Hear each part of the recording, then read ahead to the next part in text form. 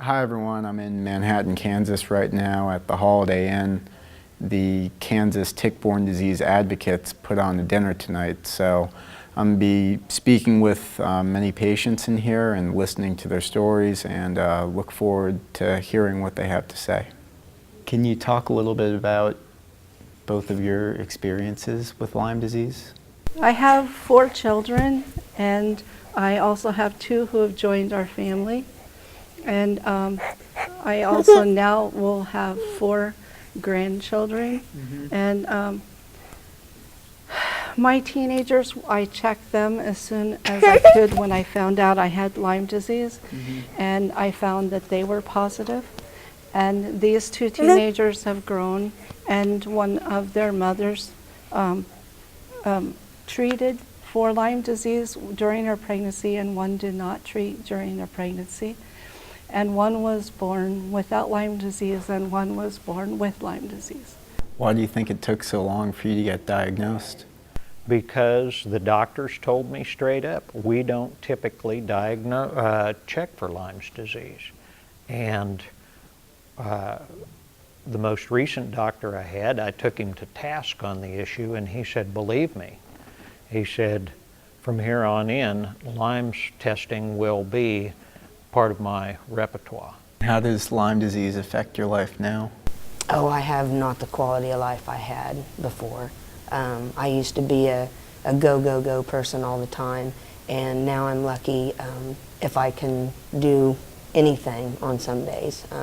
I generally have to stay at home and do nothing for a couple of days if I'm going to travel, or if I want to do something that I want to do. Because if I don't, then I generally don't last the day. What gives you hope moving forward? Feeling better, not feeling like I want to die anymore. I feel like I want to get the word and the story out and let people know that there is hope. You can get better.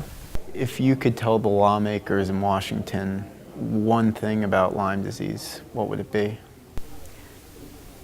They sure don't want it hitting their family. And they better do something about it before it does. And that involves changing the standards so that we're diagnosed and treated by the same standards that every other disease is. I'm registered twice with CDC, but yet and still CDC is falling short of their responsibility to help people understand, to stand up and say, hey, this is really an epidemic and it's totally unfair. What are some things you've learned about Lyme disease that you never would have known otherwise? You know, I think it's just the full body deterioration is what really just surprises me, I think. And so to be able to be there and help support someone that's struggling through it, and to see them feel better is a really incredible experience, just because I think a lot of time with Lyme patients, they don't feel that they have anyone that they can go talk to, and they don't have they have a good support team, so I enjoy being able to provide that for people.